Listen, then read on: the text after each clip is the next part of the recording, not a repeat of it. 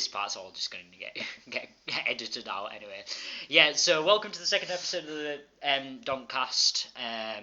We had fun in the first episode. This time round, we'll be looking at a couple of different things.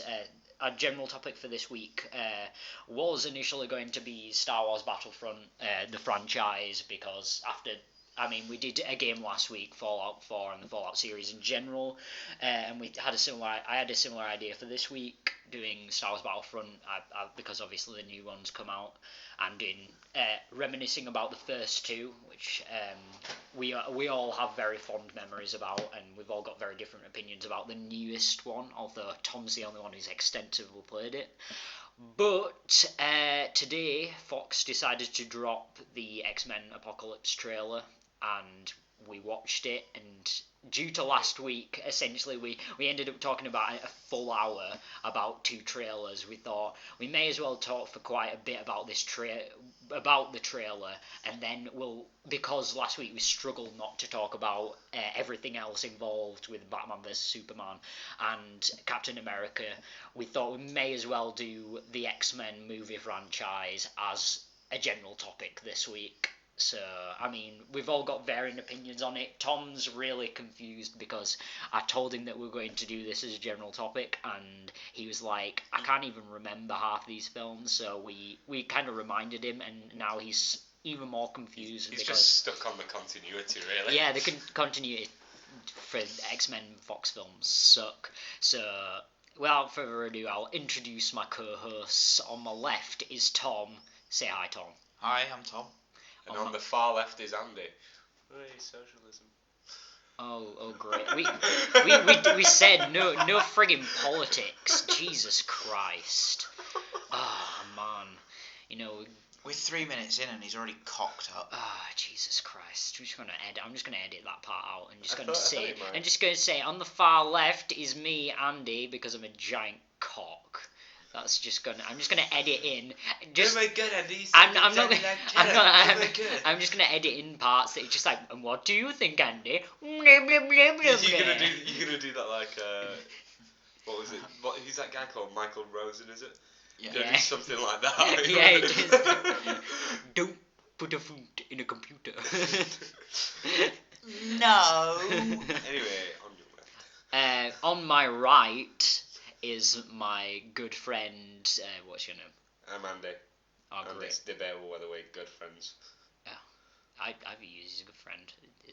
Was it a lie all this time? You've used me as a good friend. You're a scumbag. Alright, okay, let's move on to X-Men. The X-Men trailer. First we'll talk about the X-Men Apocalypse trailer and then talk about the rest of it. Firstly, good or bad, guys? We'll use the episode 1 rating system. Good or bad, just straight off the bat. I thought it was good. Andy? I thought it was good. It was really good. Tom? Good, but not as good as the Marvel trailer for Civil War. I definitely think all three trailers were really good, obviously, with the exception of what I mentioned last week in terms of the spoiler in Batman vs Superman. All three trailers are really good. Civil War looks like it will probably be the best Of the three, film, but X-Men Apocalypse definitely looks super interesting. I know after my opinions on the last couple of X-Men films, by last couple of X-Men films, I mean X-Men actual, not including the Wolverine as an X-Men film. I personally don't. Yeah, X-Men First Class and X-Men Days of Future Past are both excellent. We'll go into that a bit more later, but on the trailer, I'm just sort of with the Apocalypse trailer. I saw it and I'm really excited for it. Yeah.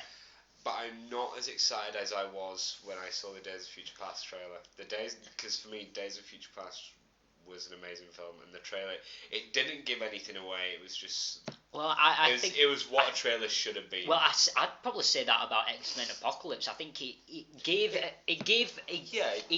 very like a subtle explanation, because obviously I think a lot of people will be going into this because you can't really. They've got to introduce Apocalypse and then make him the villain for the movie. Like rather than what they've done with like the Avengers franchise, where build up to like a really big villain like Thanos and have him like introduced bit by bit in each thing, and get a bit of the sense of his scope and his mythos kind of stuff. They've not been able to do that in the X-Men films because of how convoluted the continuity will be. Will be, or was before, obviously, Days of Future Past. Depending on which perspective you take it yeah, from. Old future, new future, where are you looking at it from, we'll get into it. To be fair, we might eventually do like a bit of a general topic on weird continuities, because I know I've got a good kind of like theory on how Terminator continuity actually works, but obviously that'll have to be saved for another. On the whole issue of episode. Continuity, we're gonna have to look at Back to the Future as well. Yeah, I think definitely, possibly a general topic. I mean, to be totally honest, the only one I'm probably willing to rewatch is the first one, because I like the other two, but I think the first one's definitely a bit more. Obviously it could be with a standalone film. Yeah, it was it is a standalone film. Like if you watch 2, you've got to watch 3 as well, and the kind of thing. I mean, I'm not saying 3's bad. 3's better than 2. It's just that you've got to watch 2 to watch 3, kind of thing. Oh, there's a bit of an alarm going off for Andy's tea, so he's exiting for a minute. But yeah, X-Men Apocalypse looks good. It gave, like I said earlier, what it did well was it introduced Apocalypse. It gave a concise explanation of what he is. He is the first mutant. He's got extraordinary powers. He can use I think in the comic books he can use every single mutant power. I mean, I'm not sure whether there's limits to that or not.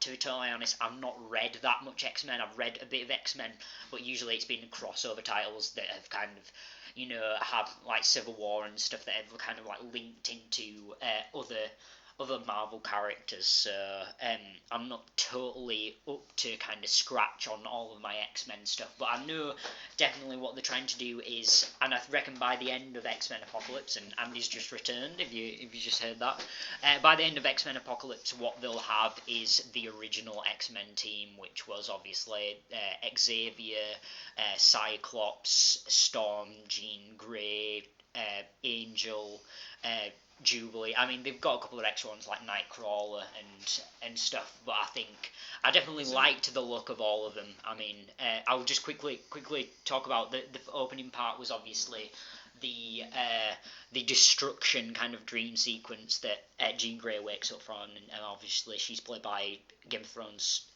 Sophie Turner, which obviously I'm waiting for the film to see, because I think partially it will be it'll be heavily dependent on how they characterise Jean, because, to be totally honest, it's kind of hard to escape the fact that Sophie Turner essentially plays a massive whinge bucket in Game of Thrones. I mean, she does. I mean, to be fair, Sansa gets screwed over super hard, like in every single season. Yeah, I think we only saw a little bit of her kind of converse with James McAvoy's Xavier, and I'm kind of, like I said, I think it'll be dependent on how she's characterised. Will she be Wimp, Jean Grey? I'm hoping not. Not a repeat of Sansa.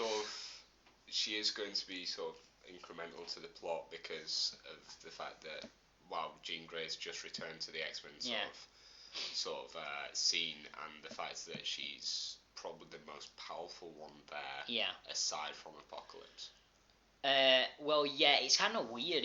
I think in the comic books, it's not really like in the films. What Fox have done is made it kind of almost an alter ego of Jean Grey, and the Phoenix. Yeah, she's super powerful, and the Phoenix is an evil alter ego of what's already established. Whilst in the comic books, it's an extraterrestrial, like supernatural entity that manifests within her. I think it might go into another couple of different characters. I think I can't remember to be totally honest. The majority of the Dark Phoenix storyline I got from the animated series rather than the comic books. So it's very vague. Even in the films, though, she is a level 5 mutant. The weird power rating system, like in Dragon Ball, which never really works. Well, they tried making it a thing in Last Stand. Well, we'll get on to Last Stand in a few minutes. I did cringe at the American accent, though. Yeah, I'm not so. To be fair, it was a bit shaky in that. I'm not sure whether it's because I'm so used to hearing her because she's got quite a proper English accent, unlike mine and Andy's. But I think it's kind of like when we hear American people try and do English accents, and it doesn't sound quite right. You say that, but like most English actors are really quite good. Andrew Lincoln can do it really well in The Walking Dead. He can pull off a really good American accent. Well, you look at most kind of leads in American shows, and the vast majority of them are British. I mean, I say vast majority. There are a substantial amount that are British. I know shows like House, obviously, Hugh Laurie, Walking Dead, as you mentioned, with Andrew Lincoln. Yeah. There's quite an abundance. Damian Lewis in Homeland, all excellent American accents. It was a bit shaky in that small part, Sophie Turner's accent, that is. But I'm not sure. I think it'll obviously have to wait until the film to kind of get a good sense of whether, it was just that kind of one scene, and obviously she woke up kind of like, terrified kind of thing, and it's just her accent. She's meant to be kind of shaky, kind of, and that's where the accent has come from, or it's just her accent is shaky in general, and it just kind of like felt kind of we heard it in that scene. I think, like you said, we typically know her as a whinge bucket from Game of Thrones, but it's sort of like, I think she might surprise us. They wouldn't have cast her otherwise, I don't think. It's definitely down to, she's a good actress, and she's shown that she's a good actress in Game of Thrones, but it definitely comes down to more how her character's going to be portrayed in the film, because I'm not looking for X-Men 1, 2 and 3 Jean Grey. She was definitely a bit, in essence she had some relatively decent character development, especially in the second one. But she very much felt a bit almost like an object for Scott and Wolverine to kind of like fight over for a part. I don't understand. She did seem like a bit of a plot device, to be honest. Yes, she was in a lot of the films. I mean, both in terms of like what you were saying with Wolverine and Cyclops, but just sort of, now I'm gonna come and save the day and break Charles Xavier out of his brainwashed state. That's the thing. They sort of in the films, they, like you said, heavily a plot device as opposed to, I'd say, a protagonist. Yeah, because they tried making her an antagonist in the third one. Yeah, which they succeeded as. There's no other way to put that. We'll talk. We'll talk about that in a second. I was just thinking was, just quickly going back to that. I think we'll start from the beginning in another couple of minutes, but just going quickly back to her in Jean Grey's character in the first three films was she. The fact that she was this object that was being fought over by Scott and Wolverine, the main fact was there was no real reason for Wolverine to be kind of in love with her. He kind of woke up and was getting treated by her, like kind of found her attractive, and then suddenly he was head over heels for her. It was kind of a bit. You've got to remember though, at that point, Wolverine didn't really have much memories anyway, did he? So, like, literally just thought, she's good looking, she's going to be my love interest for the next 3 films. It's sort of like, I've just woke up and I've lost all those memories. I don't want to, like, but surely, like, he'd be like that over any, like, Halle Berry, Storm, just like, she's my love interest as well, and it's just, it just wasn't very well kind of written. I thought, the bad guy in the trailer was pretty good, actually. Yeah, it was Apocalypse. I'm trying to avoid confusion between the film and the mutant. I thought the concept, was quite good, because obviously he's very well framed. Yes, he's obviously like been Ra for the Egyptians and Yahweh, which is the name of God. I couldn't help think of, is this film going to be Thor? just because I- it's yeah. like, oh my god, it's a god that's not actually a god but just a mutant. I got that Yeah. feel about it. I really did get that feel I about suppose- it's going to be another sort of Avengers 2 type moment / Thor type. Yeah, I just meant, the premise of Thor at the beginning. You say that, but I suppose it's because I don't care that much for the Thor films. I mean, I liked Thor 2. Thor 2 was okay, both Thor solo films were okay, but I don't care for them that much that I wasn't particularly jumping to that comparison. Like Thor's so far in the back of my mind, I was just kind of like, eh. I think there was a lot of kind of thing, a lot of kind of hubbub when the initial promotion photographs were released for Apocalypse that he looks kind of like the bad guy from Guardians of the Galaxy. I don't think either of you have seen Guardians of the Galaxy. I've seen Guardians of the Galaxy. Yeah, he does kind of look like the guy from Guardians of the Galaxy. Oh, Ronan. Yeah. Yeah, he does a bit. Yeah. I guess we'll find out a bit more. Hopefully, why he looks like that. Well, he's obviously got the powers of all mutants, so he can shift and stuff, and he's leaving again. He's departing. Yes, see ya. Yeah, he does kind of remind me of the guy from Guardians of the Galaxy. I think, I think Ronan's a bit more clueless. He, in Guardians of the Galaxy. I He's think quite clearly just quickly going back to one of the points I made last week, he was like none of the film villains in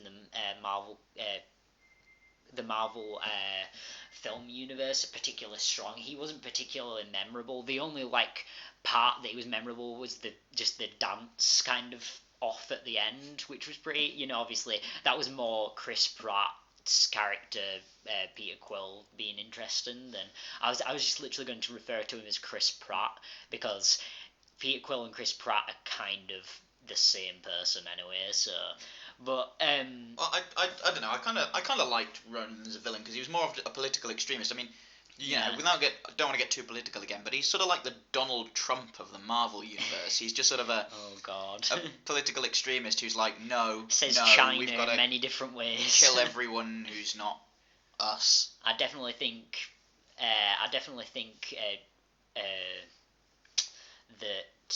the design for Apocalypse is it's all right. Yeah, I was like that. I think it is. There's a lot left to be desired on that, but I think it depends how the film's going to obviously build him up and stuff, because it doesn't matter how he looks as long as he's terrifying, really. Yeah. I was kind of expecting him, to be honest, when they were saying, oh yeah, he's this god from the past, and you see like the sort of Egyptian scenes in the pyramids, I was kind of expecting it to just cut to a picture of Amun-Ra from Night at the Museum. Which one's that? There's not Robin Williams' character in it. No, it's Jeremy Irons' character in the second one. Oh, we've got a return by Andy. I mean, you've probably heard a big. You'll probably just get like a background kind of munching sound of him eating his chips. On the thing. So yeah, let your food go cold, you knob. Anyway, just so moving on from that, they obviously had that whole kind of scene with it was Havoc, wasn't it? In the scene with Xavier. Which scene? The scene with him and Moira McTaggart. Where they were going over, and she was explaining that since like the dawn of time, like mutants have. Well, I say the dawn of time, since like mutants have come around, people believe like they've almost been like a second coming thing. It was Havoc. It was Havoc. Yeah, I was going to say, I kept being like, Havoc looks different. He's got long hair. Those big disc things, isn't he? I think. He's the one that fires out his chest, isn't it? Oh yeah. Okay, yeah. That scene, I was just going to. I actually wanted to. I brought that up just to kind of remind myself it was Havoc, and also move on to they're bringing Moira McTaggart back, which is kind of weird because they've been forwards and backwards with her character over the entire kind of X-Men Fox continuity, because they brought her in X-Men 3, but she was obviously a whole ton younger than Patrick Stewart, so she couldn't act as his love interest, which is what she is in the comic books. I think they get married at some point, maybe not. I know they travel through space together or something. And she was very kind of like shoddily done, and she wasn't really a character. And then they brought her back for First Class and didn't really explain that because X-Men continuity, which again we'll get on to later. And then they had her memories erased of him at the end, so it still technically worked with X-Men 3, and she didn't. That's why she didn't remember him, kind of thing, and she didn't like love him anymore, kind of thing. And then now they're bringing her back for Apocalypse, so it's kind of pointless that they erased her memories in First Class, and it's so weird and confusing. And X-Men continuity, man, oh my god, what the hell. So, oh yeah, the rest of like the newbies, how did you think they looked? I mean, just general aesthetics wise, we didn't really get much. I know, kind of Scott looks like a friggin' nerd like with his glasses. Just... Yeah, his sunglasses look so weird. If we can't control our powers. Yeah, I've get out. Yeah. I've only seen it once, so I sort of haven't picked up a lot of their like detail and chance to study it. So I'm sort of going very much off a first impression. Yeah, Scott was just like, I mean, just quickly brushing over Scott in the entirety of the Fox universe is Scott is a good character. He's a good character in the animated series. A good character from what I've read in the comic books. He's just been royally screwed over because they obviously want quite Wolverine. They went for Wolverine-centric films initially, which is fine. Wolverine's my favorite X-Men character by far. There's a reason why Wolverine's popular. It's just they didn't have to like shaft Scott for Wolverine because the main reason they shafted him was because of that weird Jean Grey romance thing, and they could have just left that. They could have just had them two. They're a couple or not. Or have them already established kind of as either friends, lovers, whatever, and just have them be characters, have them have a different arc. It didn't have to be a romance arc. It can be Scott and Wolverine don't get on for a different reason, then they resolve that and that kind of stuff. But it was just so weird it's just and the whole forced. Scott Wolverine thing. That's the only reason that Jean Grey was actually a character in the first place. Well, in the first one, in the second one, there's a bit more kind of there because you've got the development of kind of Jean Grey's kind of Phoenix thing. But Scott, they just got rid of him as soon as they could, couldn't they? They literally had him knocked out in Magneto's prison and then brought back mind control just so they could have a kind of cool fight between him and Jean Grey, which worked in the second film. The second film's good, and that works on its own, but those characters kind of in that as a series, looking at it overall, don't really work that well. No. The thing I found, with Scott, because it's been a while since I watched the films now, and for me, it's sort of it might not have been a case, but it's the lasting impressions really for me. Yeah. I just remember him as that asshole. Who was just he's whiny, isn't he? He's whiny and horrible. And I mean, I think it's James Marsden is the actor who portrays him, and he's got the look, and I reckon he could have got the actual character. But I mean, the only other films I've really seen James Marsden is like either super secondary characters in some stuff or romantic leads. I think he was in a couple of like romantic comedy films, and he just like that doesn't help because it just makes me think of him just like a guy who only plays whiny, like self-serving kind of jackasses, and it's just like, oh god, a bit like Jack Gleason. Yeah, I know he plays the amazing kid in Batman Begins. Oh yeah, it's like, Batman will save us. Shut up, kid. You haven't gathered by now everything that Tom says will somehow relate back to Game of Thrones. Well, Game of Thrones. Everything relates to Game of Thrones. It's not my fault. It's like six steps of Game of Thrones, kind of like that Kevin Bacon game. I'm in a 12-step program. That's good, Tom. My name is Calum, and I'm an alcoholic. It's just turned into an A&A meeting, A&A podcast. My name's Andrew, and I have to deal with these guys. Yeah, That's not funny, Andrew. Especially Seeing as you've not. got real deep underlying social issues that are driving your alcoholism. Yeah. This is so gay. Take it seriously. We all have problems. So I'm yeah, just in denial about mine. So yeah, just going back to the Apocalypse trailer, we obviously have the return of Jennifer Lawrence as Mystique, not appearing in her Mystique form, appearing mainly as Jennifer Lawrence, yeah. And we also had the return of Beast, who Hank. Yeah, Hank. I really can't remember the name of the actor who. Oh, it's Nicholas Hoult, of course.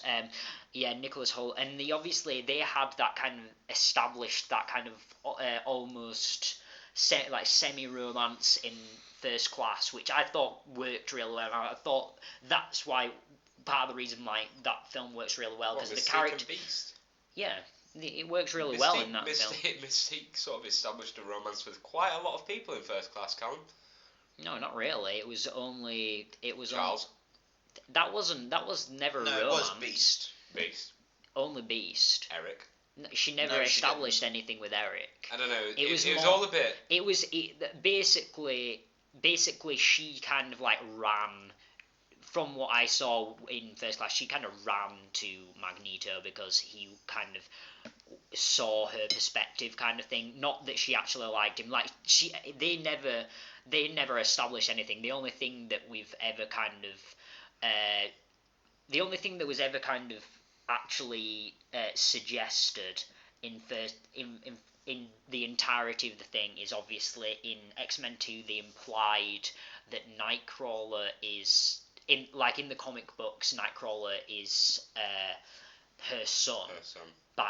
Through Azazel, who was obviously played by Jason Fleming in First Class. So I'm not sure whether they included that because they've got Nightcrawler in Apocalypse, but I'm not sure because it technically work age-wise because she ages a lot slower. She ages something like 7 times slower due to the blue skin thingamajiggy and the way her cells reproduce. Yeah. So technically, I think she's technically something like 50 years old or something by the time that Apocalypse is coming around. Yeah. But I'm not sure whether that'll ever be touched upon or not, but we'll see. Her age thing? No, the fact that she's comic book wise, she's Nightcrawler's mum, but I'm not sure whether they'll because they implied that in X-Men 2, but I'm not sure whether they'll, because they've changed the timelines, they'll imply that again in the new one, or they'll explicitly say it, or they'll completely get rid of it. I'm more for completely getting rid of it, to be totally honest, so they can continue the Hank Mystique kind of thing. But I thought that worked. Yeah. That worked really well. Yeah. Going back to it, I thought it worked really well in that film because, and part of why First Class was so great because they had good character arcs for both Hank, Mystique, Charles, and all that kind of stuff. They had those, and the romance helped those arcs rather than just being a random device for filler the Jean Grey kind of thing was. So yeah, I mean obviously I like Wolverine, but I think Beast was probably my favourite character in some of it. Yeah, I really did like his character. I think he's excellent. I liked the, like you were saying as well, the sort of the relationship between him and Mystique, and it is just between them. She might have run off with Magneto, but how could you not run off with the guy who's going to grow up to be Gandalf? Yeah. You just would. We'll get back onto continuity later. That's really weird X-Men continuity, and the end part is after Bolivar Trask makes the Sentinel things, it devolves back to an almost medieval society where small hobbits live in certain areas and tall elves. Just I wonder, is there any other actors who cross over in the series? Not that I can think of. No. Well, you've got Bolivar Trask that crosses over with Game of Thrones, so... Yeah, and Sans... Hey, that's what... it's going to cross over, and there's going to be even more convoluted continuity with the have Lord of the Rings, and then later on in the Lord of the Rings continuity, it turns into Game of Thrones. The next X-Men film, An Unexpected Journey, in 2018, will star Richard Madden, Kit Harington, and Martin Freeman, so... We're going on an adventure. Hugh Jackman just comes in and friggin' just like claws him to death. Old Man Wolverine. Yeah. X-Men Fellowship of the Iron Throne. We'll get on to talking about Old Man Wolverine in a bit, actually. Just quickly. So we've gone over Mystique, Hanks returning. They obviously had. We mentioned Nightcrawler. Nightcrawler looks pretty good. I like Nightcrawler as a character. He's a cool character. He's got cool power, he looks pretty decent as well. Scott looks like a nerd. Said that already. Jubilee. We only got a small glimpse of her. Do we see any of her in the original 3 films? No, because obviously if it's the same timeline, obviously it's at different events. She would be old now, and Jubilee's never been old. She's always been the weird rookie kid. she's never got old in anything. Jubilee. There wasn't really much to it. She looks good. She looked like Jubilee, I suppose. She looks how you'd expect it to look. She looks relatively like her character bio in the comics. That's about it. Who else was in there? We got a bit of mention of. The Four Horsemen, which obviously it's kind of implied there that Magneto becomes a horseman. I found that implied, but is that actually going to be the case? Because I'm not sure. I think it could be a double bluff. I missed that. I didn't see that implied. I saw. I suppose. Yeah, I saw it getting picked up and everything. Yeah, they obviously talked about how Apocalypse has his 4 horsemen of the Apocalypse, who are 4 mutants he controls. In the comic books, I think everyone from Wolverine to whoever's been a horseman at this point. I think Captain America was maybe a horseman at some point. Everyone's been a horseman at this point. Even Frodo Baggins. Peter Dinklage was a horseman. he by horseman the Shetland ponyman.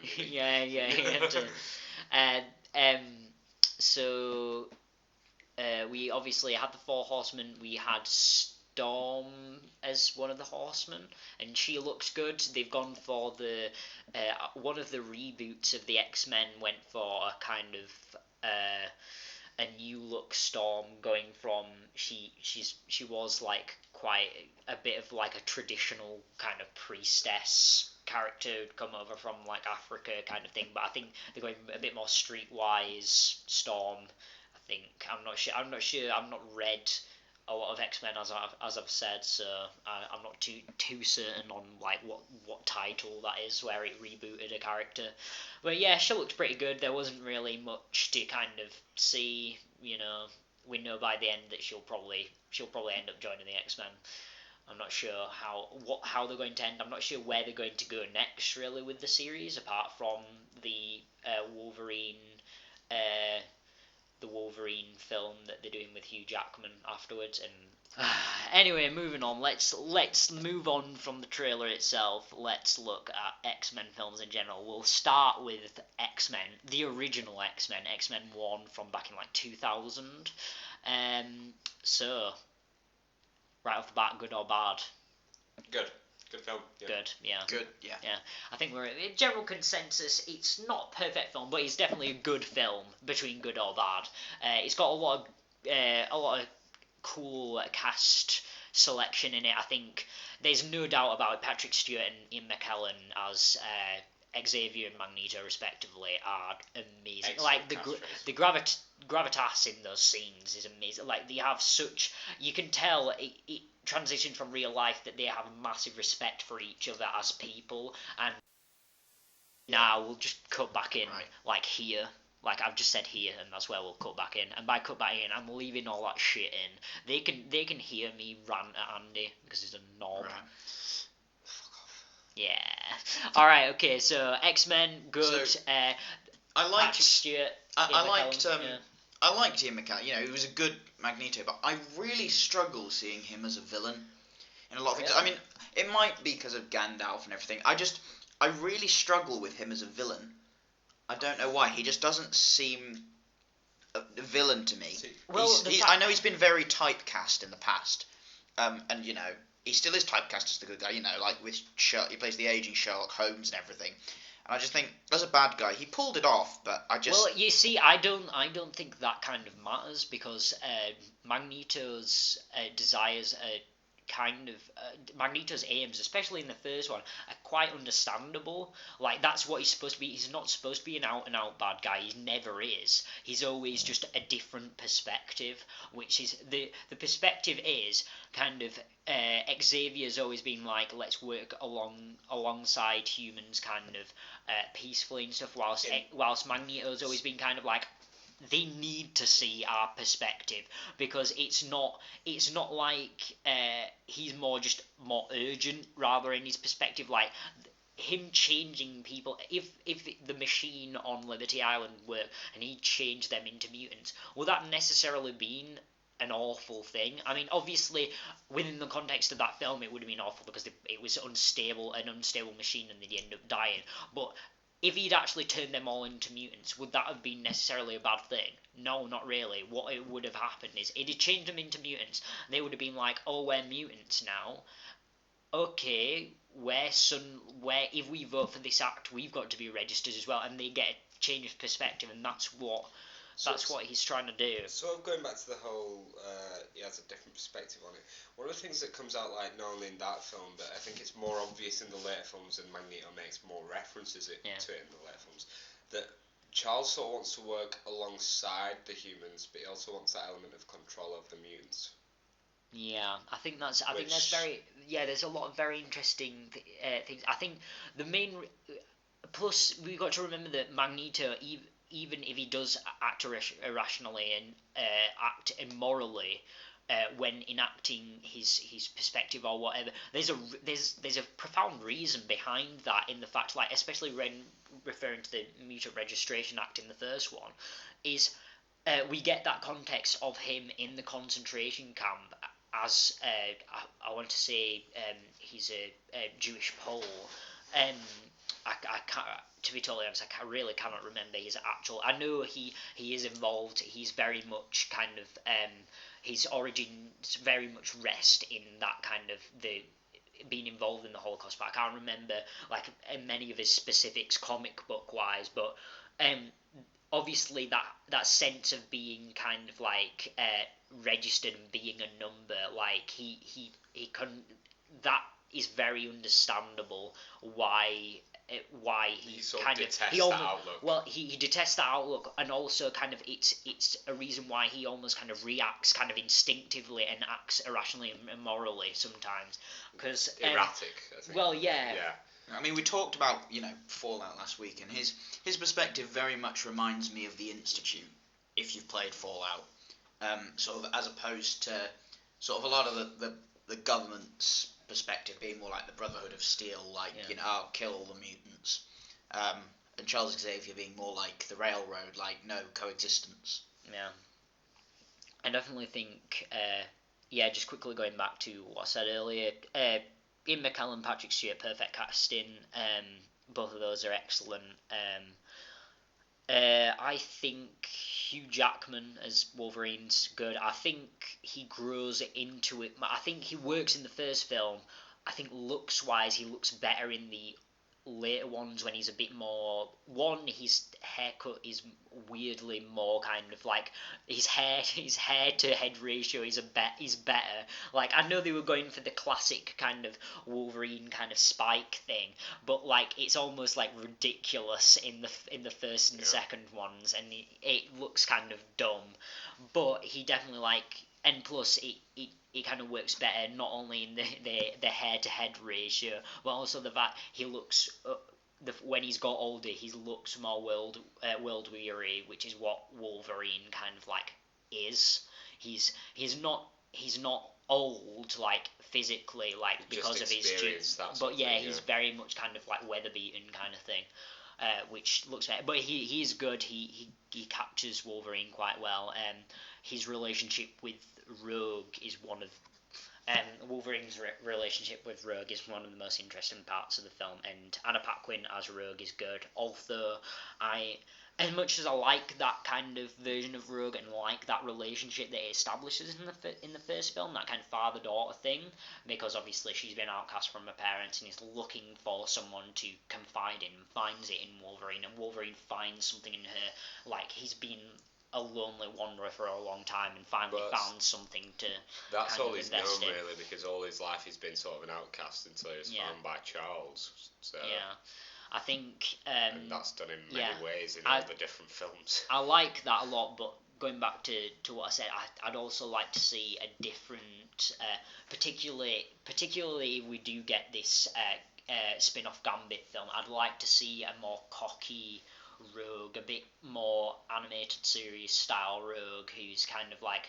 her and Gambit are kind of like a, Bonnie and Clyde duo kind of thing, and they're kind of a bit like throwing fuel on a fire with each other, and it's kind of combustible and all that. I think that's that in the animated series a really excellent kind of like dynamic and stuff. Obviously, like Rogue can't touch people, so is that a thing with Gambit? Yeah, it's a thing with everyone. So she can't touch Gambit or anything like that? No. Yeah, so I think that's covered well in the first couple and not covered very well in the third one, but we'll get onto that once we get down to those. Yeah, the plot to X-Men 1's a bit bare bones, a bit set-up-y. It's quite, because obviously it establishes the fight between Magneto and Xavier and stuff, and has the whole Mutant Registration Act thing, which is a good idea in itself, but the whole there's a lot of kind of padding in the middle before they actually get to the Liberty fight, and a lot of weird stuff. And one of my main kind of problems with the film is the shafting of Sabretooth and Toad. They're just like weird henchmen. Like Mystique gets a little bit more to it, and gets a little bit more to it obviously in the second and third films, but those two get shafted, and obviously the Toad is on the receiving end of probably one of the worst movie lines of all time, which is the Storm going to him like, ever know what happens to a toad when it gets hit by lightning? And he's like, no, what? The same thing that happens to everything else. And you're like, what was that meant to be funny? Like, I'm not even sure what that was. That was just like an anti-joke, isn't it's it? Like, yeah, I was just like, I remember like watching that initially, and obviously I was about 5 when that film came out, and so I initially kind of like laughed at that line, kind of in my childhood thing, like, oh, everyone else would laugh at that line, that's kind of like a finishing line, everyone else would laugh at it. Like, I knew the cue when to laugh, I didn't know like whether it was funny or not. I thought I'd get it when I'm older, and then I rewatched it like a couple of years afterwards, and just like, that's not funny. Like, you sort of laugh because it's so bad. Is that a joke? I'm not sure. So, yeah, there's that. I don't know. The final fight's a bit. With it being like the first X-Men film like ever, they sort of needed that introduction to it. Like they couldn't have really just said, "Oh, here's Sabretooth and here's Toad, and they're two major characters like the rest that we've just thrown at you."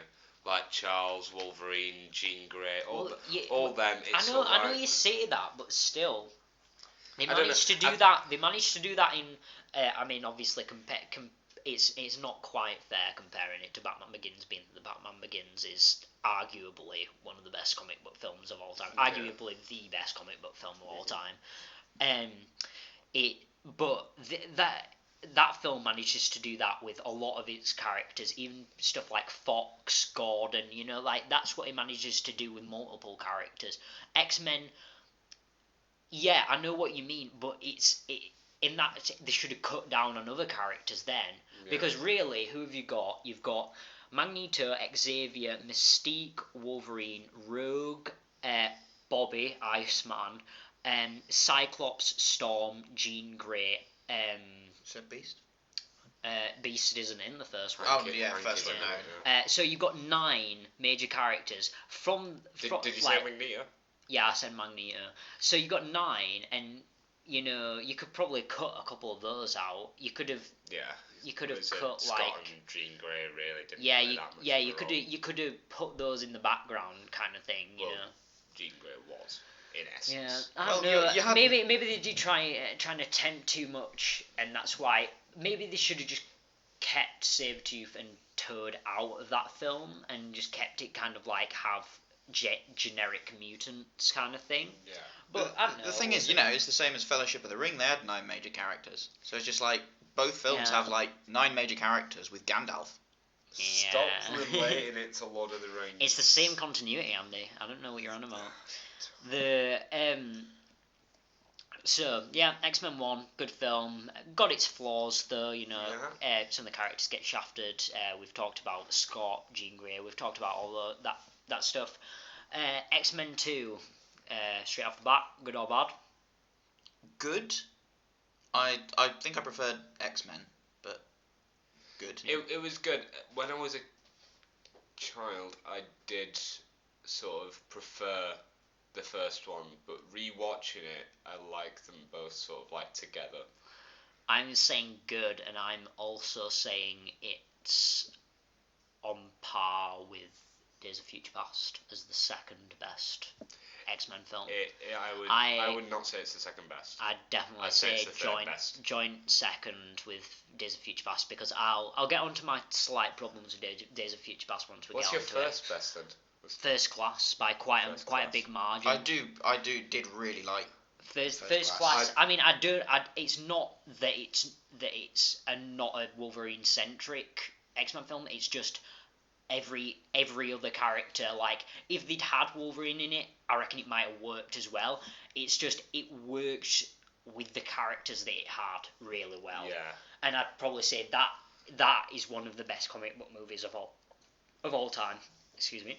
I definitely think X-Men 2's got a lot of really good stuff. I mean, that just we had that little kind of like thing earlier when we were just talking about X-Men 1, that we were saying that struggled to like do all the characters, maybe it was trying to be over ambitious. Actually, we get introduced to a lot of characters in X-Men 2, and they're really really well done. Like you're talking, yeah. I mean, especially the development onto already existing characters, but we get introduced to Pyro, Nightcrawler. I mean, Pyro's excellently done, like really excellently done. That kind of trio of people, Rogue, Bobby, and Pyro are excellent. I think that's one of the best kind of driving parts of the film. I think the fact that Scott. I think one of the main reasons it works well is that it gets rid of some of kind of the stuff that from the first film that went, these are kind of dragging the story. So we kind of shift Scott out of the way.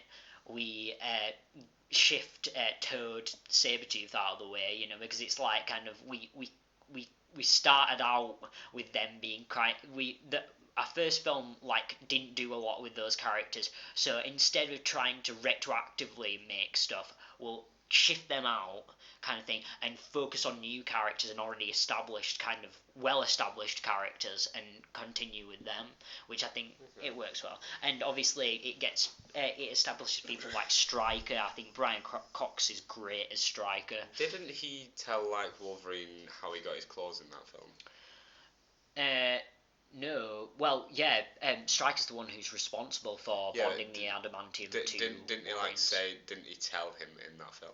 Yeah, he did. He told him in the second film. Yes. What's the need for Origins? The need for Origins was Fox's wallet, essentially, and also trying to give Sabretooth an actual character, which, to be fair, Liev Schreiber is a great actor and was good as Sabretooth. Yeah. The film was awful, though. Also, they sort of play around with this idea that it's the first time that Wolverine's ever sat down on a motorcycle, and he's been rather heavy on it, and they're like, oh my god, he's actually got metal on him, he's going to be quite heavy. Like, but that's never been an issue in any of the other films, so why just point that out now?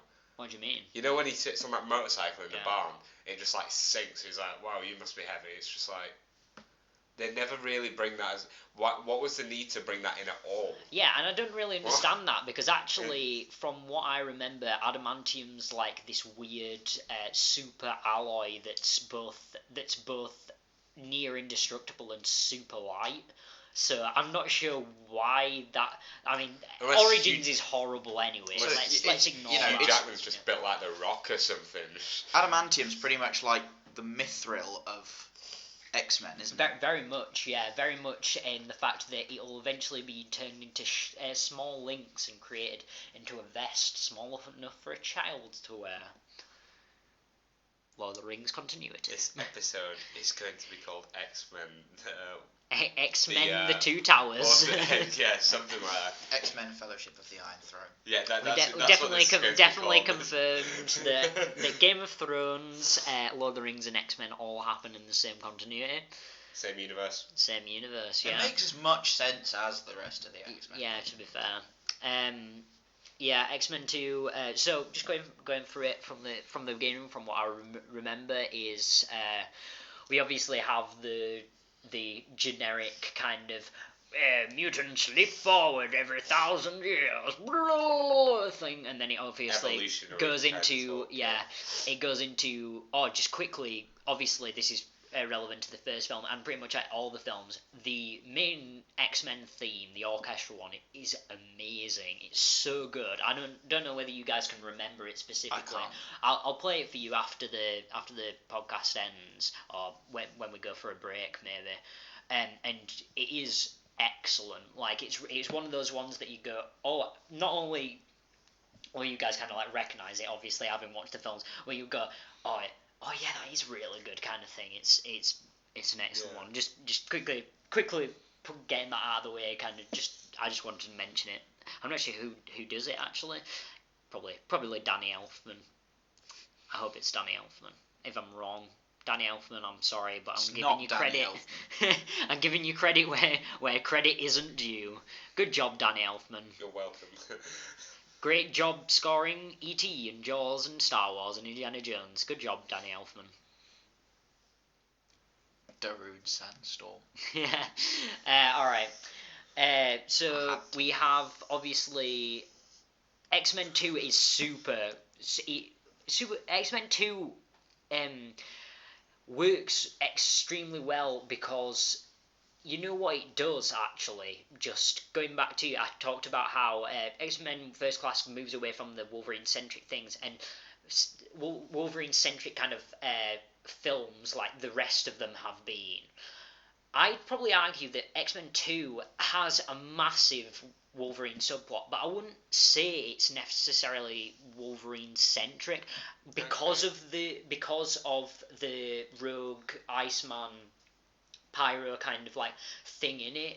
I think that works kind of to split the narrative up. Obviously, they're geographically the same place for a lot of the film, but that gives kind of like, that moves you away from Wolverine, so you're not getting this like deluge of kind of, yeah, what's up, Bob, and oh, I can't remember anything, oh, I've got claws, oh, I can't die, kind of thing, you know, like that.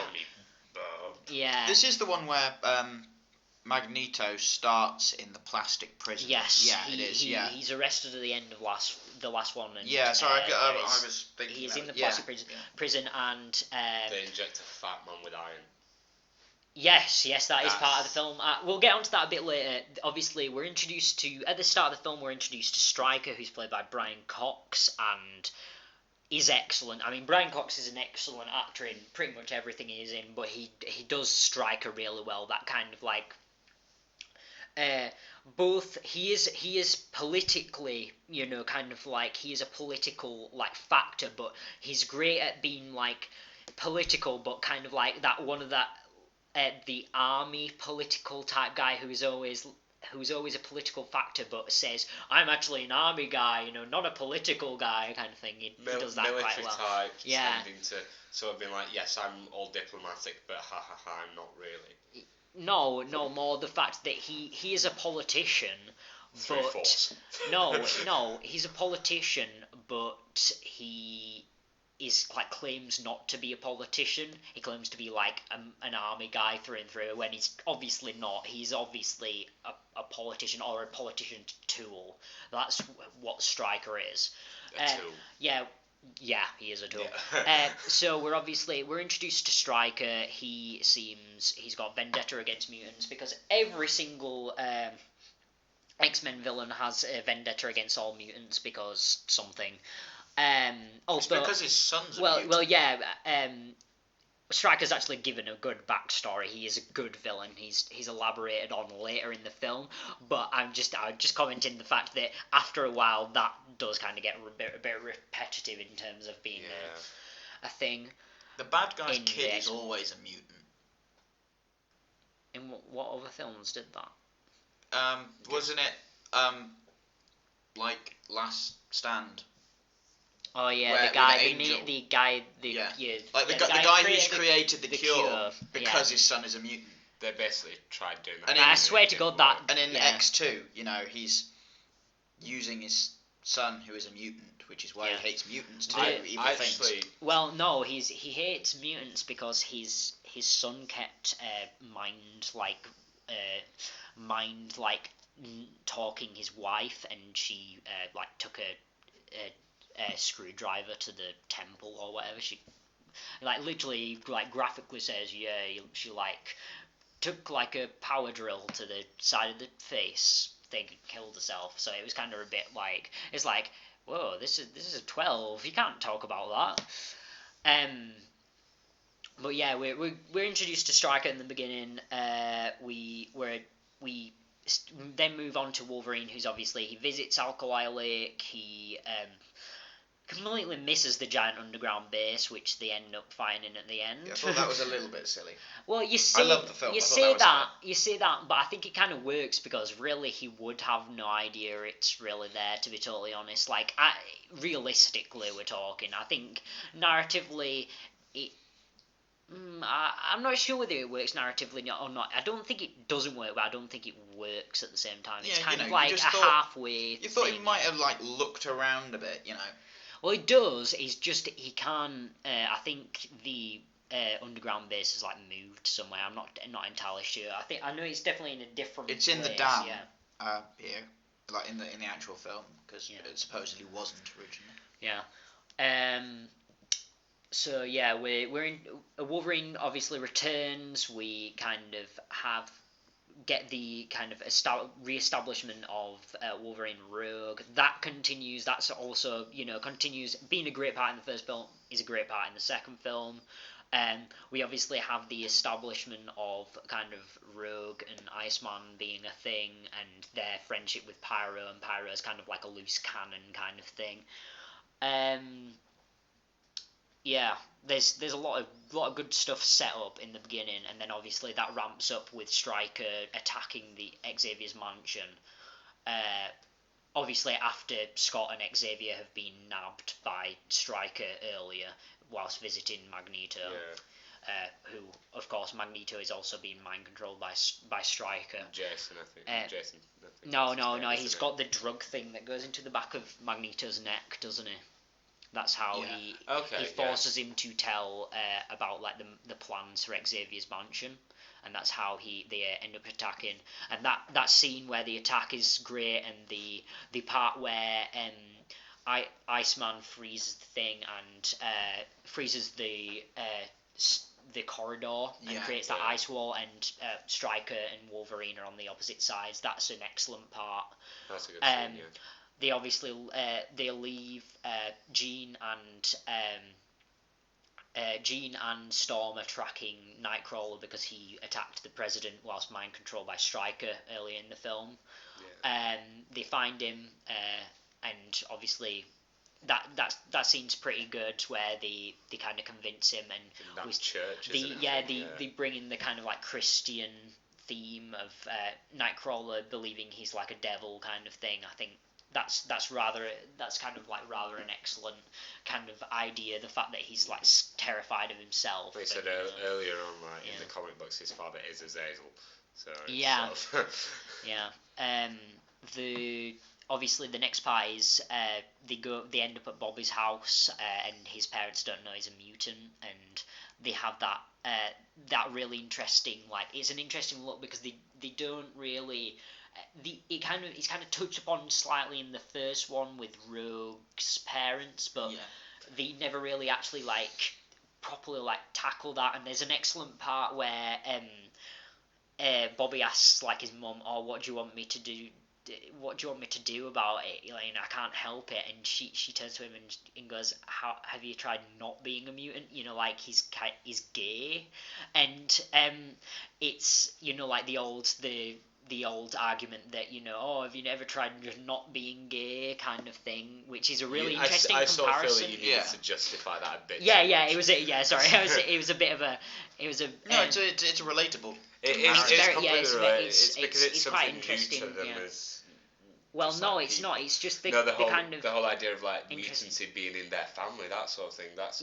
Well, yeah, it's a very interesting comparison. That I don't think we'll delve on it too much because it's a bit too much of a heavy topic to kind of like weigh in on. But I think it's a very interesting comparison, like not in terms of like the actual comparison between, but like the comparison in the attitudes towards mutants and the attitudes towards gay people. That was kind of a cool little kind of line to draw the comparison there. The obviously after the son, Bobby's brother, calls the police, they have that cool standoff, and Pyro goes a bit nuts, and that part's excellent because you can tell he's understandably frustrated, and he's understandably kind of like angry at these people, and angry at Bobby's family for not accepting him, because he's a lot of teenage angst with a lot of power, and that's what that's both what the humans are scared of in the film, but also it's also what makes the mutants so relatable. So I think that's excellently done. I'm trying to think. There's something else that I was thinking about in terms of the meeting with Bobby's family, but if I can remember it, I'll come back to it later and mention it. But at the moment, we'll just skip ahead. Doesn't Rogue sort of stop him or something? Is it Rogue that stops him by sort of draining him? She touches his leg. That's Pyro. Stops Pyro from him. Rampage. And then they all sort of get picked up in the jet. Yeah, and they end up crash landing miraculously right on top of Magneto somehow. Well, he stops the but he's right there underneath it, which I'm not sure. I need to probably rewatch that, like to like get context of that, but I'm not sure whether they just managed to miraculously crash near him or something, or literally like they're just flying somewhere and then Jean loses like control of the plane. No, they get fired upon, don't they? By the airplane, it does get down. There's two jets. Oh yeah, and I think that's it. They're going to crash. Yeah. And then Magneto's just like, nope. Yeah. So I'm not sure whether they crash land on top. Yeah. Well, if I can, I need to rewatch the film to get probably context of that. But if it is, that's like 1,000,000 to 1 chance. Oh, we managed to crash on top of the one mutant who could properly prevent this disaster. It'd be, you know what'd be great if they just like, oh, conveniently we landed on top of a mutant whose power is to shapeshift into a giant bouncy castle. It's like prevent the damage. And then obviously you have that interesting kind of part where they can't, and they obviously have the reference to Nightcrawler being Mystique's son. It's not very well implied. I don't think they wanted to I think they wanted to make a tiny reference to the fact that that's how it is in the comic books, but I didn't think they wanted to actually elaborate on it.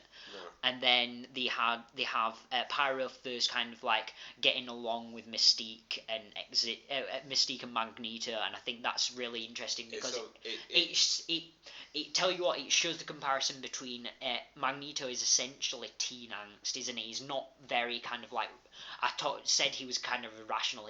That's what he is. He's kind of like he's a reactionary force. That's what he is. He's scared really call of it teen angst. I call it more free spirit type. That's not really. Yeah, no, I mean he's sort of like I don't understand that. I don't know, because it sort of relates back to the whole idea that I was saying earlier that Xavier is just sort of like the control sort of force over the mutants that sort of go to him. No, he isn't. I wouldn't really argue that at all, because Xavier's very much more. He's kind of like, we are human, but slightly different. Whilst Magneto's very much, we are different from humans. And obviously, like at a biological level, they will be, but it's very much that Xavier's like kind of like, yeah, we're biologically different slightly, but we are humans. You know? It looks a bit.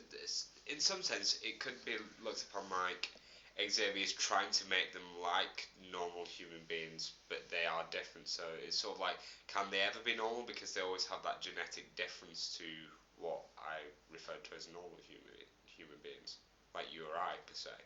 I don't understand what you're on about. But it's sort of like Xavier's trying to make them all uniform, trying to make them sort of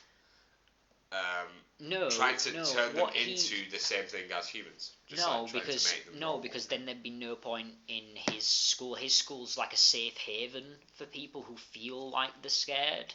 That's the thing. He's teaching. He's not teaching them that they're the same. What he's doing is he's trying to, like I said, he wants to see that they are human, but he doesn't want them to be like, you are the same as the people who fear you, kind of thing. You are human, thus you shouldn't fear, kind of thing. So okay. No, so yeah, the kind of comparison between like Pyro's quite teen angst and Magneto's almost kind of teen angst, kind of reactionary style is very interesting. And obviously after that, then there's the assault on Alkali Lake, which is great. Like, it's really well done. Like, in terms of all of the fights are pretty cool. Like Wolverine versus Lady Deathstrike, who I'll just say quickly, Lady Deathstrike kind of gets shafted, but she is also mind controlled throughout the film. And I think she works as someone who's just been mind controlled. I don't think there was I think it might have been quite convoluted and awkward the way if they tried to shoehorn in like a backstory for her. So I think, although people who are fans of like her in the comics and stuff might be kind of like, I think within the film it works. Yeah, and so also her death is really cool. Then you have like Cyclops has obviously been like mind controlled as well, and then he attacks Jean, and they sort of create a big blast that damages the dam. And then the dam falls down, and the river's released, and Isengard floods. Oh yeah, the continuity. Yeah, all right. Or thank Lake. Yeah. I'm not commenting on this. Alright, so obviously they have that, they end up escape, they have, Magneto ends up becoming Stryker, doesn't he? Like, in the, he kind of, this is what I mean by his kind of teen angst, he's quite reactionary, is that he ends up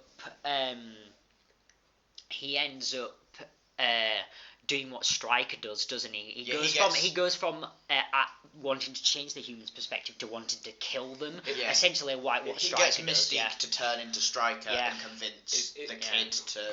Because like Stryker wants to sort of like.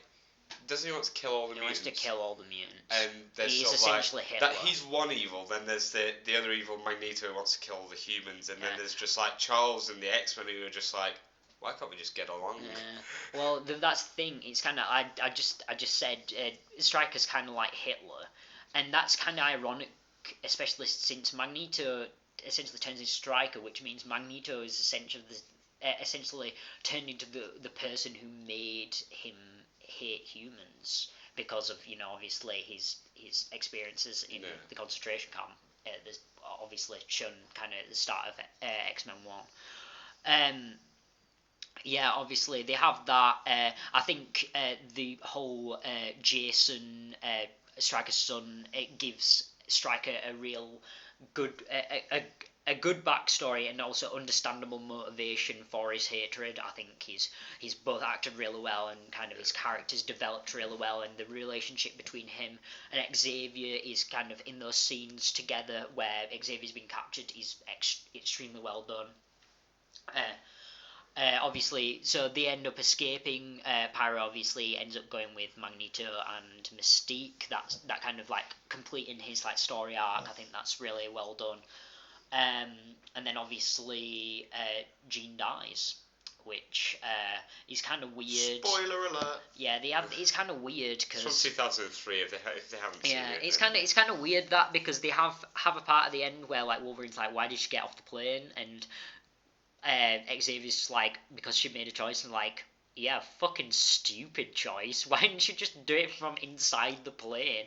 Like, I'm really not sure about that. I reckon really like it should have kind of just been said like she got off the plane because that's the only way she could do it, and obviously the Phoenix power started coming out and stuff, and that would have only worked outside kind of thing.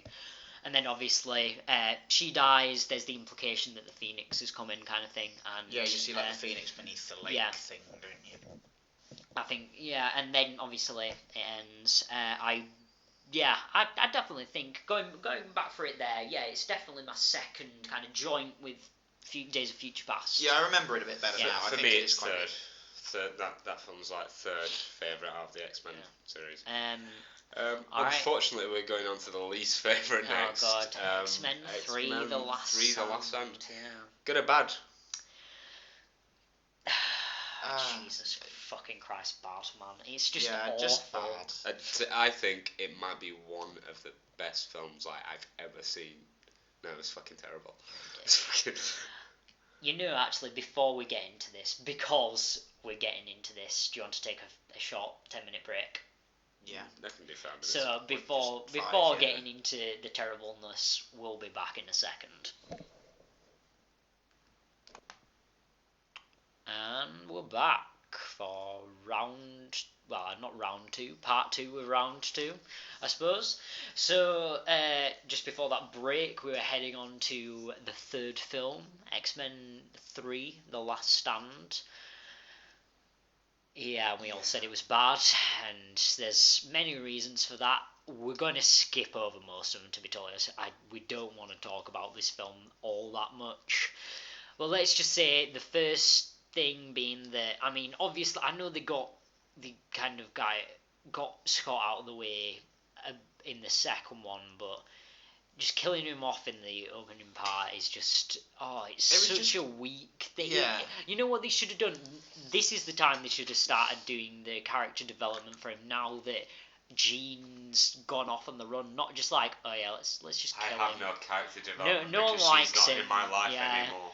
Literally, yeah. And then killing Xavier's such a weird choice. Like, well, not only killing, but turning him into sawdust is kind of weird. I remember seeing it in the cinema. Yeah. And that was just like such a moment. That was pretty much all that did. Yeah. I don't know. It's just like no, not Xavier. Let's carry on. Yeah, I'm not sure. Like some of the stuff, like making Magneto human and stuff, that's got good ideas behind it. It's just a lot the execution. We already established earlier that Charles would believe that Magneto is already human. Yeah. No, I mean, just like taking his powers, to a normal. I said normal away, human, so.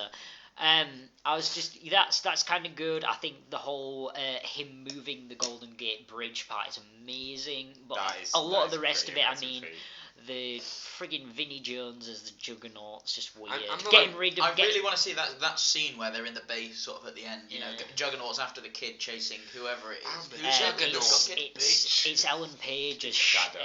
I really want to see that to the Benny Hill theme. I'm the Juggernaut, bitch. Yeah. One of the things, like, despite the film, the acting in it, like, by Patrick Stewart and Sarah McKellen was still on point. Yeah.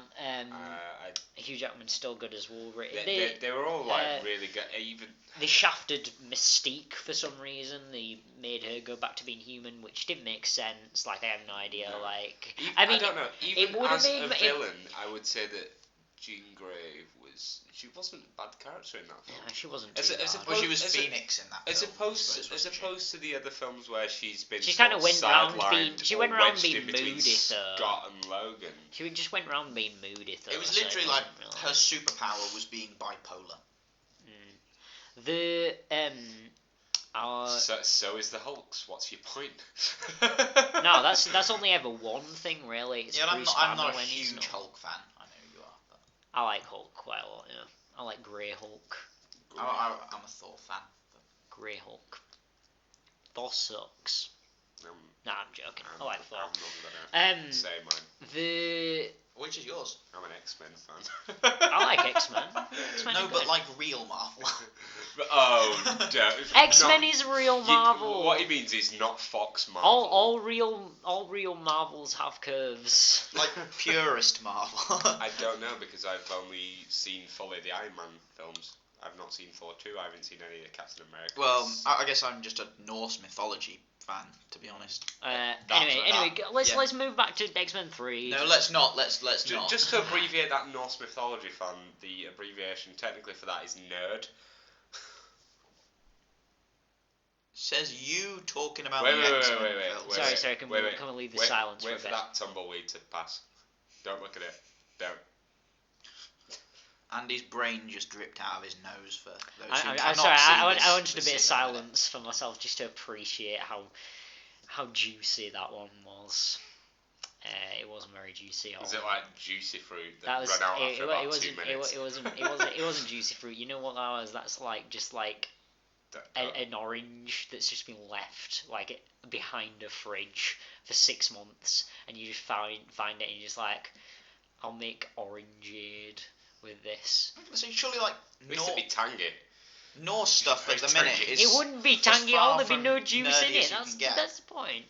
What? I feel like Norse stuff, like particularly at the minute, is as far from nerdy as you can get. You know, what with the Vikings It's series. pretty. Yeah. To be fair, it has made like a pretty cool like sort of comeback through Thor. But anyway, moving back onto like X-Men 3. The destroyed Rogue's character for some reasons. Some reason she decided to change. I don't know. I don't understand. I just that. found her character sort of.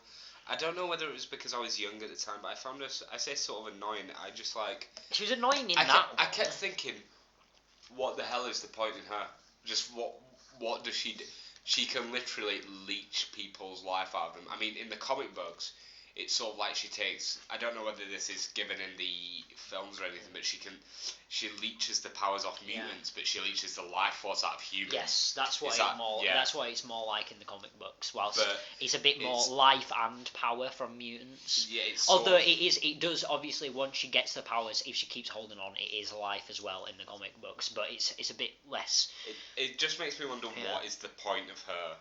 Well, she had the point in the first two in the fact that she had those relationships, but in the third one, just like it stopped because Ellen Page came and she started going out with Bobby, and I think it some sort of weird outlines stuff. the fact that even though they're mutants, some of them aren't exactly better off.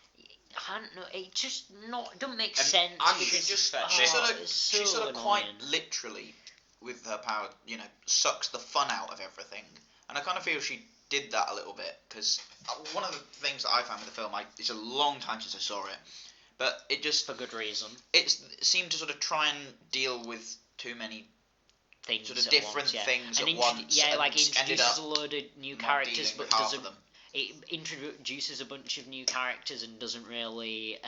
Well, that's the thing. I think it tries to introduce too many characters, but not established superpowers, that type thing. Because remember that whole sort of like protest in the woods sort of thing with Magneto, and they've got a shitload of mutants. No, I'm not talking about that. I'm talking about the fact that he tries to introduce a bunch of characters and pretend like they've already been established, like Beast and Angel and stuff, and it's like, do you remember these guys from the comic books? But well, they're in here now. To be fair though, Beast wasn't that bad in that film. Kelsey Grammer wasn't bad as Beast, but it was a boring portrayal. Like, it's boring. Choice, like, to be honest. Really? Not cast choice. Story choice for. Yeah, it was kind of weird that he was in there, and I don't really understand a lot of that film. Like, there's some good choices in it, and there's some awful choices, and I just altogether don't really get a lot of it because it just contradicts stuff. Like I say, Rogue kind of goes from being like, I'm kind of developing as a stronger character through the first two films to completely falling apart and deciding to leave and become normal human again. If you haven't watched the third X-Men film, don't bother watching it. It's not very good. And talking of not very good, we're going on to the next one, which is X-Men Origins Wolverine. And good or bad, guys? Go for it. I don't really remember it, to be honest. So Which, bad then. Is that the one where he, like, gets blown up and stuff at the end? That's the one he gets shot in the head at the end. Yeah, that's it. Yeah. It's the one with the slide. That's all I remember about it, really. It's the one with the Weapon X, isn't it? Or yeah. So is it the one where he like goes and finds that random woman? He gets married and she dies. Yeah. Yeah. Nah, but she I don't really doesn't like that. die, and then she does it. Yeah. Okay. Right. Okay. Good or bad? That's the important question. I guess bad. Andy. I don't know. It's one of those where there are some pretty cool characters in it, but the story's shit, so bad.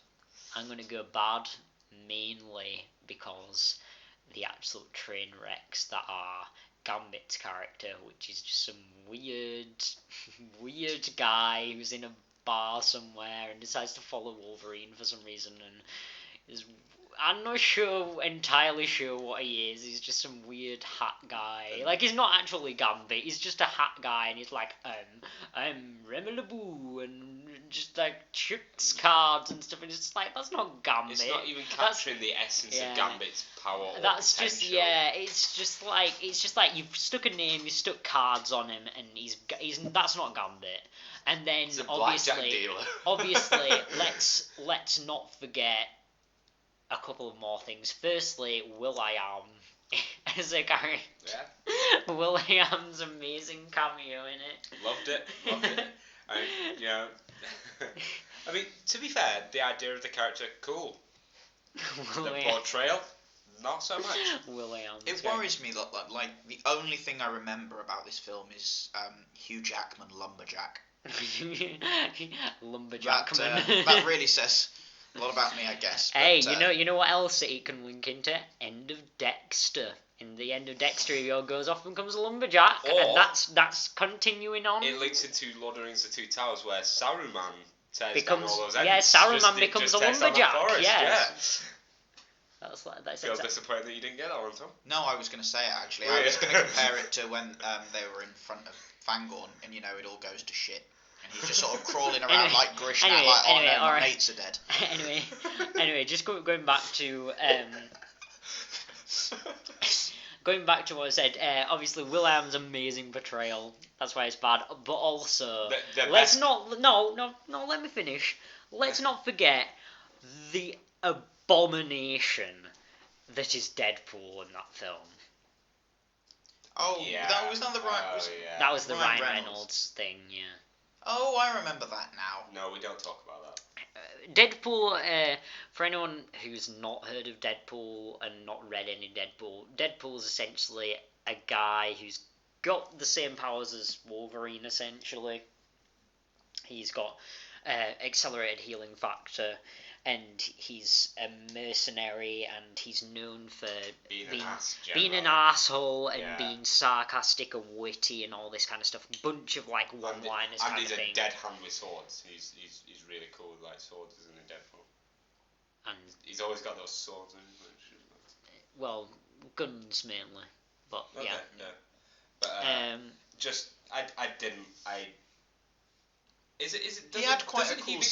doesn't he become Weapon X? Yeah, in X-Men Quite Origins. Frankly, I'm just thankful they cut Ryan Reynolds up. I'm not bothered about Ryan Reynolds, but the fact is they took, like, he's known as all these one-liners and puns and stuff, and they decide to sew up his mouth at the end. Well, to be fair, if there was anything I would do to Ryan Reynolds, it would be sew up his mouth. Yeah, he's not a non-sexual purposes views. Thanks for that. Just in case we were worried about it. There is the Deadpool film coming out. Yeah, which I think we'll talk about that another time. But yeah, it looks pretty good. I'm not a huge Ryan Reynolds fan. I mean, I'd seen somewhere on the internet. I'm not a massive Deadpool fan, to be honest, but like I just hate the butchering of that. Somebody suggested him as to play Arthur Dane on the internet in Game of Thrones. I really can't remember who Arthur Dane is, to be honest. It's been so long. He's one of the Three Kingsguard, isn't he? Yeah, he's one of the Kingsguard from Gerald like, Hightower, Rhaegar's Arthur Dayne, time. and Oswald one. Tower of Joy. Coming up in the next season, you'll see it. Alright, okay. Yeah, I don't know. I think that the best character in that was Fred. Fred was quite possibly one of my favourite characters in that. Who's Fred? That lard ass in the ring that had super strength. Oh yeah, amazing. I personally think my favourite part of that film was almost totally and completely the amazing montage, the amazing let's run through the wars montage. Oh dear.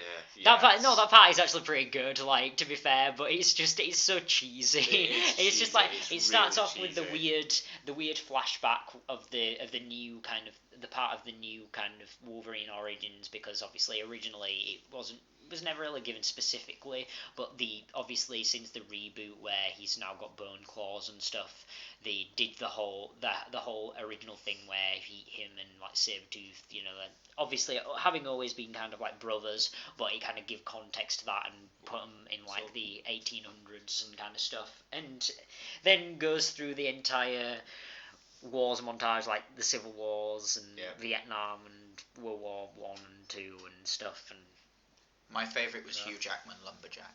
Hugh Jackman, Lumberjack. Yeah, that's a bit of the film. Lee Schreiner was a great. He put it. It was a good Sabretooth. Also, you got sort of the first appearance. That woman who could turn into diamonds. You got the first appearance of Emma Frost. Emma Frost. Yeah. Did Emma you Frost. See her later on in First Class. Or she's in First Class. Yeah, it doesn't quite. It doesn't quite. Yeah, there's a bunch of different things with Emma Frost. She's in that, and so's Scott in that, but it doesn't really make sense in terms of the X-Men First Class kind of like mythos. Scott again. It doesn't continuity-wise make sense. Is a bit of a. It doesn't make sense. It's a bit of a dweeb. It doesn't make sense in any way. It doesn't. I'm trying to think. Emma Frost actually, just weirdly enough, just going back there, she has like a weird affair with Scott in the comics. That's kind well, like I say weird affair, like it's not an actual affair. They just because she no, it's not an actual affair because she has kind of similar like mind powers to what Jean has. Obviously, Jean also has telekinesis, so they have weird brain sex. That's like that she, yeah.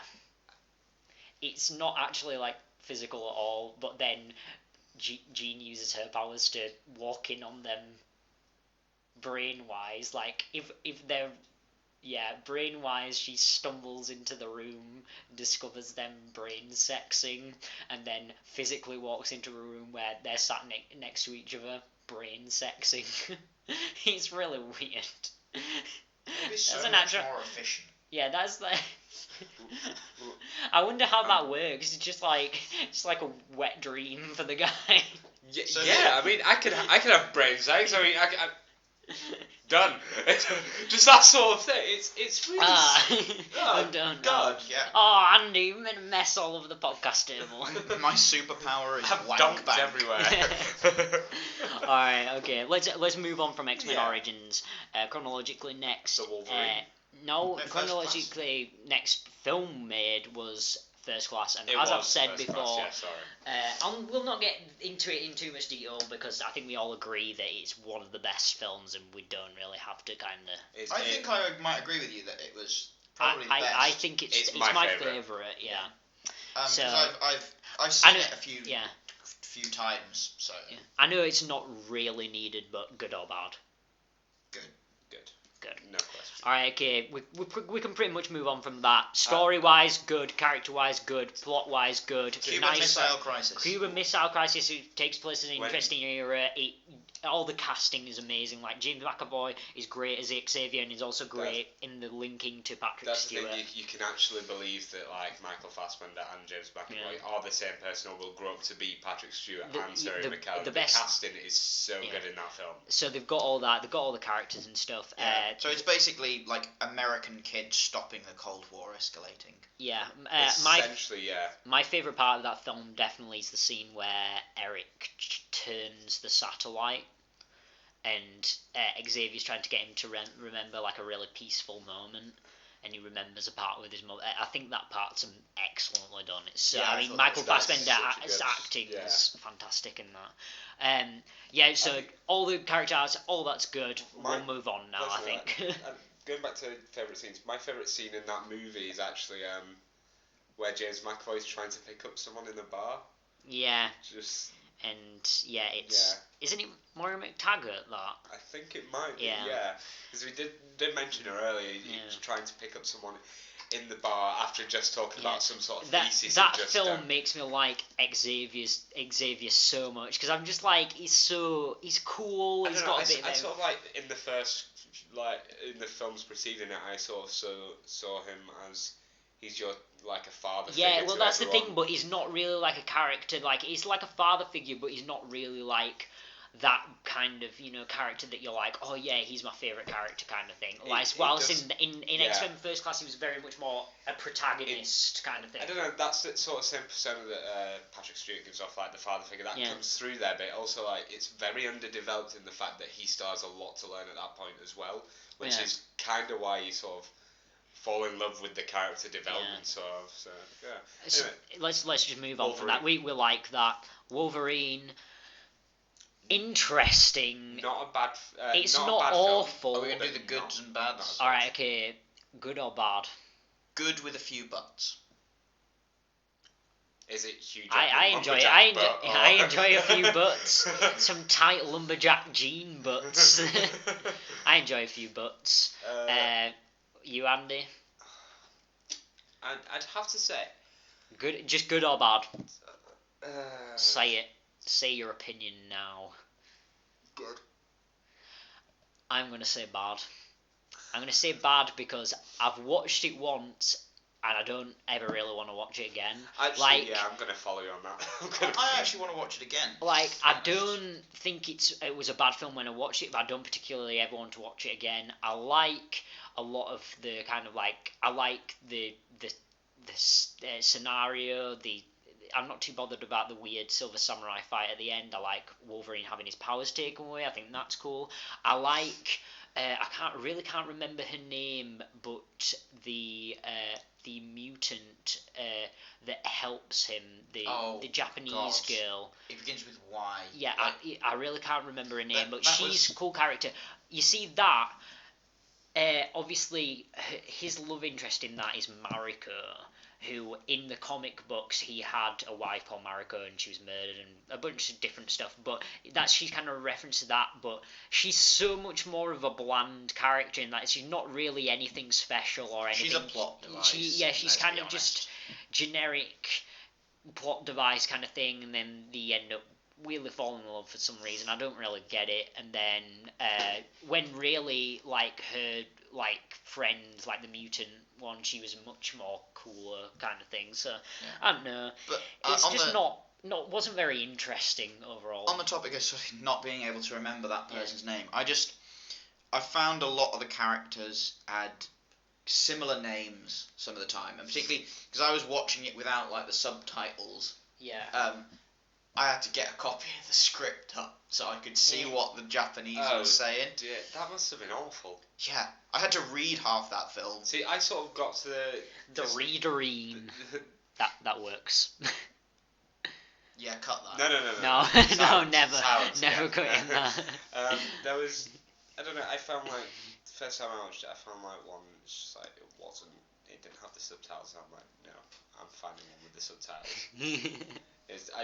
You just can't watch that film without subtitles. That's why you buy the DVD copy and then immediately trade it in or bin it or do whatever people do with DVDs when they're finished with them nowadays. What's a DVD? Well, son, when I was young, we used to have these things called laser discs. We used to have a thing called Blockbuster. So what you're saying is it's like shit Blu-ray. But oh come on! It's essentially it's like Blu-ray. shit holograms. It's like the Blu-ray before it was blue, so it's just a ray essentially. Right. Yeah. Great. Let's move on to the final film that we've got, Days of Future Past. Second favourite film. Good. Yeah. Instantly good. Yeah, good. good. I like a lot of what he did. It's another Wolverine centric film, but it works mainly because you get the established character of Xavier from First Class, who you already like, and he's a very different character, but he's got an interesting arc over the film, and Wolverine helps with that arc. Also, Quicksilver is fantastic in this film. Like, he's such a good addition. Like, just comedic relief and a bunch of different, like, there's that really cool scene where he's fighting all those guys in that room. That's so cool. Jim Croce's Time in a Bottle, isn't it, that plays when he's running around that room and it's all slow motion. I can't remember. It's been a while since I watched it. I need to rewatch it. It's actually, because it's just like sort of, it sets the sort of mood, that song in particular, because it's quite slow beat, and it just sets the whole, well, time's obviously slowed down here, and it's quite, I liked that scene a lot, and he's definitely a lot better than the addition in Avengers 2. Yeah, let's not talk about that. I liked the film quite a lot, but sort of between Last Stand and this is where the continuity issues came in for me, because it's just the continuity is so awful. The thing is, though, because obviously Xavier died in Last Stand, and he's suddenly back, like in Days of Future Past. I know there was the other stuff, but I'm going to go into that in a minute. And Magneto had lost his powers and everything, and then suddenly he's back, and he's got them in Days of Future Past. And I know at the end of a couple of the films, like at end of Days of Future Past and the end of the Wolverine when he comes back to America, there are some sort of scenes right at the very end, almost like some of them are like, well, after the credits, some of them. Wolverine after the credits. And I thought, it's good when you have these kind of things after the credits, like the little Easter eggs that explain, that give you a hint as to the next film. I mean, they do it a lot. They've done it in DC games. They do it mainly in Marvel. Every but they do it Marvel in they did with Suicide Squad for DC as well. But that's a place where you sort of give an Easter egg for the next film, not where you explain major plot points. I definitely agree with that. Like, Xavier supposedly suddenly coming back, and then they're both back with their powers at the end of Wolverine. And I mean, to be honest, there are already too many films in the series for my liking. But they needed a film in the middle there to explain sort of all of that, and him getting his powers back. And I wouldn't really say that they needed an extra film. They just needed to explain it in Last Stand. I mean, there is sort of a bit of pretense in it as to, there is this war happening in the dialogue between the characters at the beginning when they arrive at that temple. There's this war happening. It's sort of, I mean, it's openly vague about it. Yeah, well, I didn't mind it that much, because it's like I was saying, Days of Future Past is, it is what it is. They set up in that other scene at the end of the Wolverine that there is a war coming. And, as long as you watch that, sort of how the war itself is kind of irrelevant. Because, it's always the case with sort of time travel films. They start at the end. And so the end of the war, and then they have to go back and fix it. So I don't really mind about, the whole Sentinels and Trask. I really like this. I've always liked Sentinels. The continuity is annoying, but I really like the fact that they ended up deleting X-Men 3 essentially from continuity and X-Men Origins, so I enjoy that. I think it's worked well. It's worked well to reinvigorate the franchise. Personally, if I had to show the X-Men films to people, I'd probably say watch First Class, then Days of Future Past. Watch First Class and Days of Future Past and then obviously Apocalypse after that, hopefully, if it's good, as that's its own series. Watch X-Men 1 and X-Men 2 as its own series. Here's how I sort of get rid of the other ones. Here's how I rationalise the series. Just watch the first and second one, because it gives you background, it gives you knowledge on Charles Xavier and Eric Lenisher, and he's sort of like still the war's coming, so it does set up the pretense for a war. Yeah. And then go and watch First Class. Days of Future Past, then Apocalypse. Just cut out the rest of the shit. See, that's the thing that's the point I was disagreeing with you on. A little bit earlier. Is I don't think that you should just ignore 3. It's like I was saying. It's like they tried to sort of sweep it under the carpet and use Days of Future Past to sort of just say, okay, we're starting all over again. But it's like that's why I said there should have been a film in the middle, to sort of explain some of it. I'll go into my analogy here, shall I? Yeah. If you go to your mate's house and you accidentally shit on the floor, because it's definitely a relatable and understandable situation. Well, yeah, for me, it's a very personal, relatable experience. But if you story time. Stop the podcast. Story time. No, if you go to your mate's house and shit on the floor, you don't sweep it under the carpet and leave, blame it on his mum or something. This happened at you Andy's say, house. No, I would. If you're being responsible, you say, I'm sorry, I did a shit on the floor, but I'm gonna make it right, I'm going to clean it up, and then we can move on from this. And I don't think that's what they did, and I think it's what they should have done as responsible filmmakers, rather than just smearing the shit under the carpet and running for the hills. You say that. I think more like X-Men Days of Future Past in terms of continuity. If the shit is continuity, they just walked up to the continuity, took a shotgun to it, just shot it. He just splattered everywhere. We have no idea what's going on anymore. I don't understand continuity because essentially, what's happening. That they have that part at the end of Days of Future Past where it's like, oh, everything's fine in the future now. Well, does that mean everything turns out fine in X-Men Apocalypse then? How does that work? No, it's I'm not not totally sure. Apocalypse. I think it'll sort of come out as if Apocalypse has always been there. Yeah, he's the first mutant. That type of thing.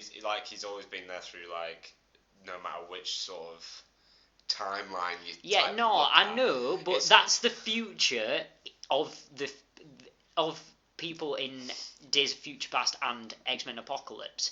Then how does anything in X-Men Apocalypse matter? Because we just know it's going to end fine and. X-Men that's always the way with films. They've already told us the ending to X-Men Apocalypse, which is they all live. But what about because Scott, Jean, and Storm and Xavier are still alive. But what about if Apocalypse was around at the time that these Sentinels were attacking and supposedly really, really powerful? Why the fuck didn't he do anything? Because he was asleep. He's always asleep for thousands of years, you idiot. If you read the poetry or the prose Edda, then you know how Ragnarok plays out, so you know how Thor Ragnarok is going to end. Yeah. To be fair though, with spoilers, Thor gets a rock. It's a really big rock. Moving back to with First Class and Days of Future Past, we saw the return of Bryan Singer as the director, didn't we? Yeah. He was also the director of the first two. God. So. But to be fair, let's put this into context. It's not exactly like he did amazing work in between that, being the fact that he left X-Men 3 to do Superman Returns, which, aside from a genius casting of Kevin Spacey as Lex Luthor, and that one scene where Superman stops the aeroplane from crashing, is a fucking awful film. And wait, it's not Man of Steel though, is it? Oh, don't get me started on that. Right, just to remind me, is James Marsden Lois Lane's husband in that? I can't remember. Have you guys seen it? I can't remember. I'm trying to remember where.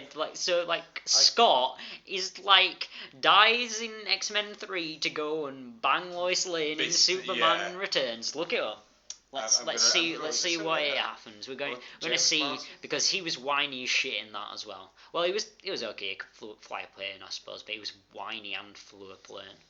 And Lois still wanted to bang Superman, which kind of sucked. In the Notebook for him. 27 Dresses. You're right. He's in a lot. Yeah, he's in a lot of rom-coms. Yeah. Let's see. IMDb. All right. I will click on. Get his filmography up. Let's see. What year? It was 2005, I think. He was back in Days of Future Past. Yeah, it was in the end, like I said. Was he in it? I can confirm he was not in. Oh, yes, he was. Was as he in Richard it? White. Oh yeah, he was in it. 2006. All right, he was. He got killed off in the same year as Cyclops and became Richard White. In Yeah, Superman Returns. transferred from Marvel to DC in a death. And that's the thing. His son wasn't even his son. It was Superman's son, which must have super blown for him. Just like he just can't hit off with the ladies. This guy, can he? He It's has just such really a bad. shit time, doesn't he? Like, Yeah. man, James Marsden getting screwed over. Okay, so that's Days of Future Past. We all said that was good, didn't we? Yeah, we enjoyed it. Definitely joint second for me with X-Men 2. And that pretty much draws to the close us looking at the X-Men films. I know what we could talk about just very briefly is there's been big rumours of Hugh Jackman saying that the new Wolverine film might be the solo Wolverine film, because I think that's the last one on his contract, and the last one he definitely wants to do is he might be doing Old Man Wolverine, Old Man Logan, more like, which is a very interesting comic. I mean, I kind of explained it to you. I'm not sure whether I explained it to Tom. No. But it's essentially nuclear wasteland, loads of weird stuff, loads of mutants, loads of... I don't mean mutants as in the X-Men term, I mean mutants as in nuclear mutants. Like super mutants. Yeah. Yeah. The Hulk runs a gang and stuff, and Wolverine's settled down and retired with a family, and then is asked out of retirement and goes on a journey with like Hawkeye and stuff, and does a load of different stuff, then comes back to find the Hulk has brutally murdered his family, and then he goes and kills the Hulk, and then he becomes a superhero again. So that would be really cool if it comes to a film. I'm just saying, because that not will be like really cool. All I can say is literally Man Logan will have like the record for the number of dead wives, like aside from Henry VIII. Well, he's sort of like, did you not see the like wars montage in X-Men Origins? Oh yeah, Wolverine? he must have lost he's so lived many a long wives time. in there. You're just like he lost a load of wives. So if it's the last one he's doing, then who would you cast as? Well, I wouldn't really want to future? cast I another wouldn't cast Wolverine. anyone else as But if Wolverine. I had to have a choice, if I had to pick someone, I'd most definitely pick the guy who played Podrick Payne in Game of Thrones. No more crossovers in the universe. We can't do that. No. I'm not totally sure, to be honest. Like, Hugh Jackman's a good fit. There's a couple of people that I would have been like, yes, a few years ago. Like, I reckon. We've all just. You know who physically kind of looks quite good.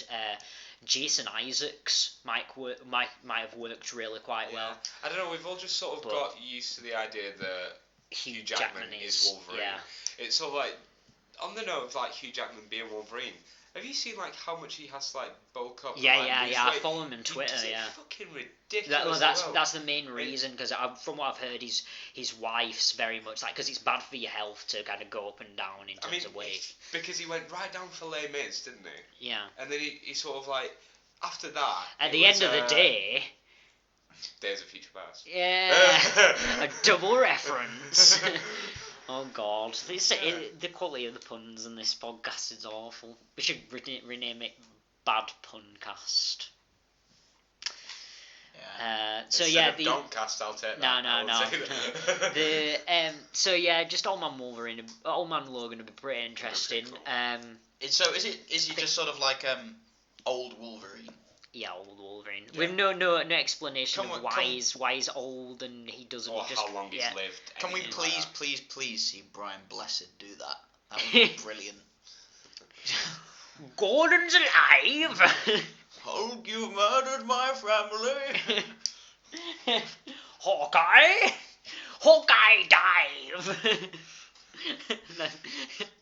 No, we should wind up the X-Men section. We were initially initially going to do the X-Men as a general section and do a specific section on Alien, which we watched this week. By Alien, I mean Ridley Scott's Alien, like the first one, not to confuse it with any other film with a similar title, aka the rest of the Alien films.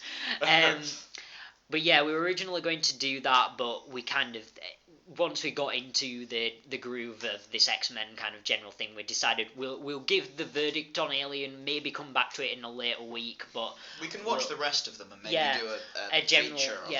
Possibly. We can do a Predator versus Aliens one, couldn't we? That'd be quite cool. Yeah. Aliens versus Predators. Can we? What do you mean, like an actual like who'd win in a fight? Well, no, just we watch the films. We'll talk about all the films. That's fair enough. We can just be like, and the podcast will infinitely be better than the film Alien vs Predator. Yeah, I kind of like the first Alien vs Predator. It's not a good film. It's just I enjoy it. I haven't seen the sagas, I enjoy it. So yeah, we'll wind this down. It ended up going way too long, the X-Men segment. So we'll just good or bad with Alien. Good. So I'll get into more. Yeah, when we talk about it, we'll talk about the different stuff. But yeah, Alien is a good film, and we'll kind of wrap up the podcast with the ye old recommendations round. We've been doing it. Yeah, the second time. The second time, yeah.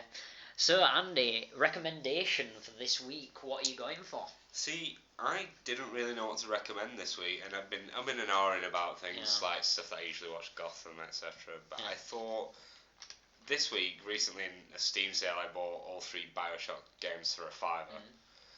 And going back and playing, say, BioShock 1, I mean, I'm not used to the PC configuration at all, but he plays it on the easiest difficulty. And Tommy saw what a scrub that he's coming out his mouth and back up his arse again. You can cut that. I'm keeping it in. I'm keeping that slight in, boy. Tom disappeared up his own arse years ago. You've got a sentient anus talking to you. Carry on about your BioShock. Go on. Circular logic, circular physicality. Lord of the Rings, Game of Thrones, and X-Men. Yeah. BioShock is generally a good game. I mean, I think we can all concur with it's one of the highest rated games of all time. We can concur with this recommendation. All of us. It's not really a recommendation. It's pretty much like up there with games such as like some of the Elder Scrolls games are up there. GTA is up there. I think GTA 3 in particular is up there. A lot of the most acclaimed games are more like games like that, but also like one-offs, like stuff like Beyond Good and Evil and stuff like that is kind of like one-off classics. I mean, you've got to look at your Final Fantasy 7s and stuff as well. Just like playing the game through, it was made in, what year was it made in? About 2006, 2007? 2007, I think. It's still a really good game. I mean, even by today's standards, I mean, if you played it, go back and play it all over again, because it's just some of the stuff in it. The storyline's really interesting. I mean, it sort of throws you in at the deep end quite literally when the plane crashes, and you're just like, now you've just you've got to get out of the sea, because otherwise you're gonna die. And so like you get to this nearest place and you're looking for help essentially at first, but then you get wrapped into this whole story. You could see Atlas and Andrew enraptured Ryan into the story. You don't even know the half of the story yet. I know. I got past the point where, spoiler alert, Atlas's wife and child got blown up. I got past that point, and now I'm sort of like halfway through the game, and it's sort of like I want to keep on playing. I don't want to stop. Come and talk to me about that when you finish the game. Because you'll have a very different perspective, I guarantee you. That's old man Tom. Yeah. Just some of the stuff in it. I mean, the splices. I mean, they're really sort of, some senses like annoying, but in others, like, even though you're playing it and sort of like that's a standard splicer, that's not a spider slicer. It still gets difficult to defeat them. It's like sort of the difficulty does sort of go up exponentially throughout the game as you're getting more experienced and more leveled at it. The whole plasmid system, with you have like a gun or a weapon, and then adversely you have a plasmid. It's a bit sort of maybe like the idea was sort of fed upon with the game Dishonored, because they did sort of a similar sort of. Dishonored was afterwards. Yeah, but no, I mean maybe that's what Dishonored was sort of like the Yeah, loadout on it was definitely. based Yeah, on, definitely. because you sort of had those. Because Bethesda Bethesda like to elements. rip off all games. Oh, come off it! You can't beat Skyrim or Oblivion. Bethesda ripped off Lord of the Rings and GTA with that game. Fuck off. Ripped off Call of Duty 4. And Game of Thrones, X-Men. Ripped There off were a lot of Rings. Lord of the Rings references in Oblivion. Yeah. There were quite a lot. There was a character called Offord Gabbings who was very small and featured in several books, which is an anagram of Frodo Baggins. Of course he was small. He was a wood elf. God damn it! I'm trying my best here, guys. Come on, just stop throwing me curveballs. The bravest hobbit of them all. But yeah, generally I would recommend BioShock. If you've played it or haven't played it, definitely go out, buy it. Like on a Steam sale, you can get like all three for a $5, which is 3 games for a $5 is generally a good deal. But you're definitely getting at least 2 high quality games with BioShock 1 and 2. I'm not sure on Infinite. Infinite's supposed to be really good. I haven't got and I don't know if it's got around. But I haven't got onto it yet. So I know I've watched stuff on BioShock 2, but I haven't seen anything on Infinite. But definitely get around to buying or getting BioShock 1 somehow and replay it if you've already done so. Righty ho, Tom, your recommendation for this week. Well, apart from recommending playing BioShock on a real difficulty, my recommendation for this week would be. Sorry, great sentient anus. Go for it. I like covered my mouth there. What a burn. So my recommendation for this week would be Rainbow Six Vegas 2. I'm going for a game as well this week. I thought it was particularly topical with Rainbow Six Siege coming out, which is supposed to be a bit terrible. Yeah, you're paying sort of like, what, 50 quid for a limited multiplayer game. Yeah. Not that we've had many of those recently. Battlefront, Titanfall. And I've heard all kinds of things. Connectivity issues. You get the Call of Duty players who just come on and just run around the map like, why aren't you dying when I spray bullets at you? And I've just heard sort of generally negative things about it. I mean, the trailer, they try to sort of quote this amazing passage from Shakespeare's Henry V, and they misquote it completely so it applies to Americans. What? So because they take the battle speech about the English at Agincourt, and they change all of the instances where it says English to men, and it completely messes up the whole the iambic pentameter of the lines, because they just change English to men. But anyway, I'll shut up about Shakespeare. Rainbow Six Vegas 2. I mean, you can get it for like very, very cheap now, and it's still a really good game. You know, it's got a campaign, unlike Siege, and it's a good campaign. I believe for you it was another Steam sale buy, wasn't it? It was a Steam sale. It's also I really enjoy games where you can like level up and customize and get better weapons and stuff, and that is a bit like Pokemon.